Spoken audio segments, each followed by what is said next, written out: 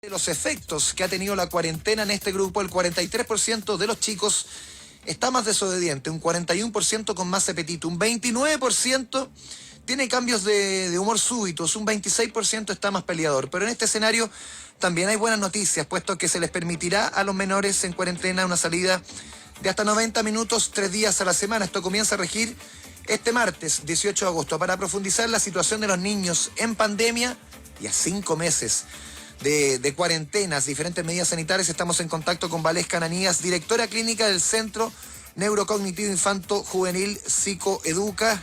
Valesca, bienvenida a Radio Concierto, muy buen día. Andrés, ¿cómo estás? Bien, ¿y tú? Buen día. Claudia, hola, ¿cómo estás? Hola Valesca, ¿qué tal? Buen día, ¿cómo estás? A ver, un Bien, tema, muchas Valesca, tan importante como el de los niños, los que tenemos niños chiquititos, uno se da cuenta cómo van cambiando los hábitos, las conductas. ¿Cómo ves tú ya a 5 meses? Porque es distinto al mes, a los 2 meses, a los 3 meses, a los 5 meses. ¿Cómo ves tú que ha ido cambiando, que ha ido afectando esto a los niños? Mira, la verdad es que cuando se inició el tema de la pandemia, efectivamente fue un proceso complejo para los niños porque de alguna manera fue un cambio muy imprevisto y no teníamos en el fondo ni la estructura ni la forma de poder adaptarnos a este nuevo sistema. Pero ya conforme han pasado 4 meses, 5 meses, de alguna manera el sistema nervioso, ¿no es cierto?, y todo lo que implica la parte cognitiva, ¿no es cierto?, de los niños, ha ido generando procesos de adaptación y de flexibilidad. Eso implica que el contexto de alguna manera se ha ido normalizando y los niños también han ido ajustándose a este nuevo escenario. Por lo tanto, por un lado tenemos mayores niveles de adaptación al sistema, pero también tenemos hoy día, que es un poco lo que mencionabas al inicio, índices un poco más altos de ansiedad, de conductas que de alguna manera muestran que tenemos dificultades a nivel emocional y psicológica producto claramente del encierro, ¿no? Valesca Ananías, directora clínica del Centro Neurocognitivo Infanto Juvenil Psicoeduca. Cuando tú dices eso, digo, bueno, sí, eso que señalan que los seres humanos finalmente tenemos la habilidad para acostumbrarnos a todo. Pero la verdad es que acostumbrarse a un encierro, al confinamiento, son experiencias bien límite. ¿Tú crees que esto puede tener secuelas? Porque o los niños son más dúctiles, es decir, así como se acostumbran, después se Son desacostumbran. más flexibles, dices tú. Claro, ¿o tú crees que esto podría generar una resaca psicológica en esa generación más chica? Mira, qué buena tu pregunta, Claudia, porque la verdad es que los procesos de generar flexibilidad cognitiva en general en los niños son mucho más propensos, pero tiene un valor importante acá el contexto. Es decir, si el contexto o el entorno social en el cual ese niño o esos niños están cada día, ¿no es cierto?, viviendo, es mucho más favorecedor respecto de esta pandemia, evidentemente los costos emocionales y psicológicos van a ser menores versus un contexto más agresivo, adverso, ¿no es cierto?, cambiante, inestable, de mucha incertidumbre. Evidentemente vamos a tener niños que puedan presentar dificultades emocionales como ansiedad o como alguna dificultad más psicológica. Acá el valor más importante, más que la flexibilidad de los niños, yo siento que tiene que estar puesta en el contexto y en la familia, en los padres, en cómo los adultos significativos son capaces de generar un entorno dentro de este caos, ¿no es cierto?, y dentro de esta incertidumbre permanente que hemos tenido dentro de los 5 meses, un ambiente tranquilo, favorecedor, que potencie finalmente los estados emocionales y psicológicos de los niños y adolescentes, por supuesto. Estamos conversando con Valesca Ananías, directora clínica del Centro Neurocognitivo Infanto Juvenil Psicoeduca. Valesca, uno también siempre pregunta y siempre lo mira desde el ámbito personal. A ver, yo tengo niños chiquititos. Tengo Martín que va a cumplir 5 años, la Dominga que no cumple 1. Y aquí el efecto, sobre todo a mí, me ha impactado en las relaciones sociales. Por ejemplo, a mí me pasa con mi señora, yo de repente saco a la Dominga de 1 año afuera a que salga a escuchar ruidos.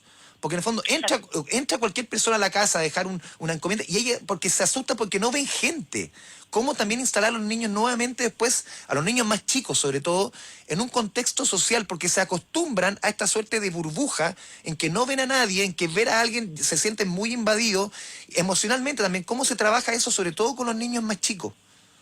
Mira, la verdad es que el generar cambios implica ciertos tiempos. Los niños se van acostumbrando a las realidades que nosotros los adultos y el entorno vamos propiciando. Efectivamente, los niños que son más pequeños, en el caso de tu ejemplo, ¿no es cierto?, que tu bebé tiene 1 año, no está acostumbrada a recibir personas, no está acostumbrada probablemente a socializar de manera más natural. Sin embargo, la habilidad la tiene. Por lo tanto, lo que va a suceder es que en la eventualidad que ella pueda empezar a relacionarse con más niños, con más personas y empezar a ver un contexto distinto, va a empezar a generar mecanismos de flexibilidad en los cuales va a poder adaptarse. ¿Qué sucede? Que a veces uno quiere que estos procesos sean rápidos, sean inmediatos. Y eso es lo que los adultos tenemos que tener claridad cuando empecemos con los cambios. Debemos ser precisos, paulatinos, generar procesos de cambio de a poco, porque si no, claramente generan un cambio muy drástico y eso puede generar algún tipo de dificultad en términos emocionales. Ahora, tranquilidad a los padres, porque los niños en general tienden a adaptarse mucho más fácil que nosotros, los adultos, a un nuevo escenario y a un nuevo contexto. Ya los adultos generalmente somos los que nos cuesta un poquito más, ¿no es cierto?, como generar esos procesos de cambio. Pero los niños tenemos la ventaja que existen las ventanas de oportunidades hasta los 6 años y eso ayuda y potencia a la flexibilidad cognitiva y por lo tanto a la adaptación al nuevo contexto. Hablamos con Valesca Ananías, directora clínica del Centro Neurocognitivo Infanto Juvenil Psicoeduca. Estás en Radio Concierto, mañana será otro día. Mira, yo tengo el siguiente punto. Como que desde la psicología infantil se habla mucho de la importancia de los padres como un soporte, ¿no? Como que los padres son los que tienen que asegurar la paz, la tranquilidad, la serenidad. Pero la verdad es que uno piensa en los padres hoy día y yo encuentro que tirarle más la pelota es heavy porque los papás están estresados, tienen que hacer clases online, tienen que trabajar, tienen que seguir parando la olla, muchos están sin pega. Es decir, los temas de salud mental en los adultos no es una novedad en Chile y aquí se han duplicado en términos de cifra. Seguir pidiéndole a los papás el soporte, la contención, la tranquilidad, el amor, es complejo. Yo creo que en ese tránsito es muy fácil decirlo, pero yo veo a muchos papás, y para qué decir mamá, súper agobiada en sostener sus propias pegas, en ser profesora, en llevar la casa, en cocinar, en cuidar a los niños. No sé si da pedirle más esfuerzo a los papás. Es que sabes que, mira, nosotros, te cuento brevemente, en Psicoeduca hacemos eso, trabajamos con niños, con sus padres y en directa relación con los profesores. Ya. Y nosotros nos damos cuenta de que efectivamente los profesores están colapsados. Nos damos cuenta de que los papás no alcanzan a llegar a la sesión o no alcanzan a llegar a la clase porque tienen que cambiar pañales, porque le pusieron una reunión a tal hora, porque justo estaban en clase y llegó el señor de la encomienda a dejar un paquete, etcétera. Pasan una cantidad de situaciones durante el día que son absolutamente impredecibles y que generan claramente un nivel de estrés y ansiedad por parte de los padres y eso tiene un impacto significativo en los niños. Ahora, el mensaje, y yo te encuentro razón, Claudia, comparto contigo que es re fácil decirlo. Claro, yo tengo hijos más grandes, ¿me entiendes? Pero veo mamás que superadas por sostener su pega, porque la clase... Y la gente, y las mamás te dicen, tengo miedo de perder mi trabajo. Claro.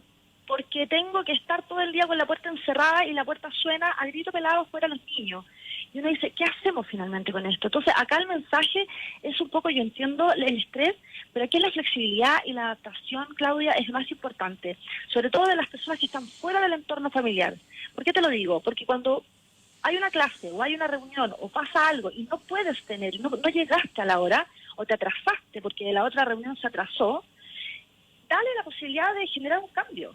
Si esto no puede ser tan rígido, hoy día estamos viviendo una situación extrema, diferente, distinta, y por mucho que llevemos 5 meses de pandemia, nosotros veníamos de una vida absolutamente diferente. Todo está cambiando, la forma de relacionarse está cambiando, la forma de comprar, la forma de trabajar, la forma incluso de vincularte con tus amigos, con tus seres queridos.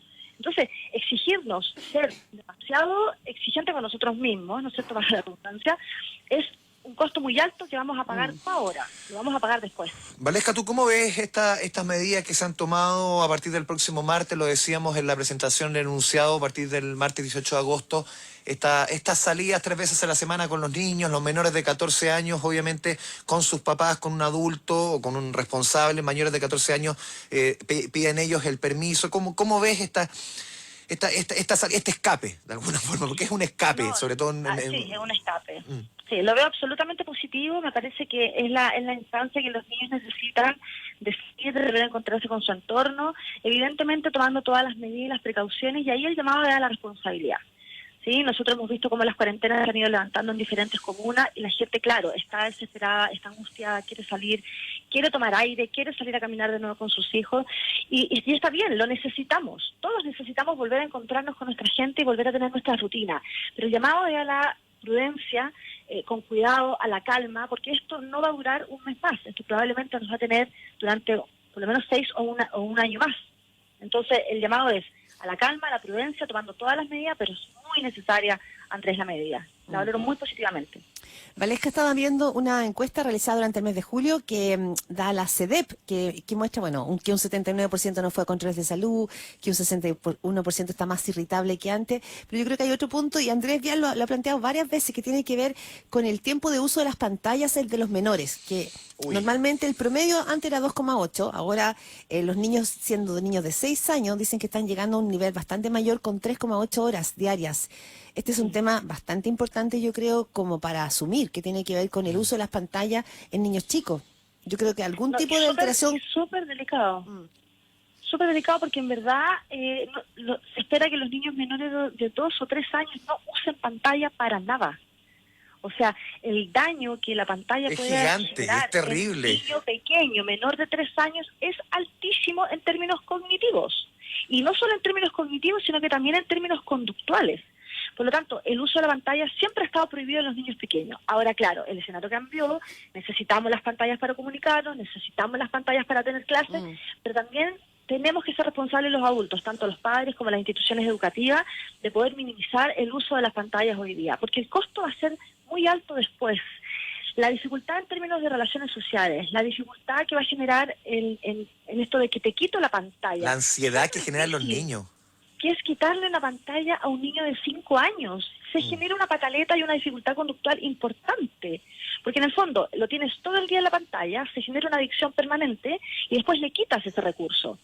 Entonces aparece la dificultad conductual. Entonces, ahí el llamado es, mantengamos una organización y una rutina en casa libre de pantallas dentro de lo que se puede. Nosotros no estamos diciendo no use pantallas, porque es la forma que tenemos hoy día de poder comunicar. Pero Valesca, ahí se entra a otro elemento que es fundamental, que es la entrega del tiempo de los papás, de tu tiempo, de ese descanso, de ese momento que tú decías, un pequeño relajo para mí, eso se lo tienes que entregar completo a tu hijo para que no esté en la pantalla. En el fondo significa una renuncia que sobre todo en esta coyuntura, es difícil también. O sea, hay que mirarlo también, que es súper estresante. Exacto, o sea, por eso yo digo, no pedimos que no estén con las pantallas, pero tampoco pedimos que estén todo el día con la pantalla. No podemos hacernos cargo de decir, no, es que las pantallas hacen mal, entonces, bueno, que no ocupe la pantalla. Sabemos que eso es imposible, Andrés.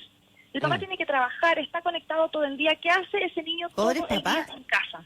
Y pobres papás, y yo te digo de verdad, pobres papás. Sí, totalmente. Conversaba con el papá y me decía, estoy colapsado, no he podido almorzar en todo el día. Entonces, uno tiene que empatizar y, bueno, ¿cuánto le exigimos también a los padres? Que van a usar las pantallas, las van a usar. Y hay un momento en que tenemos que soltar esto.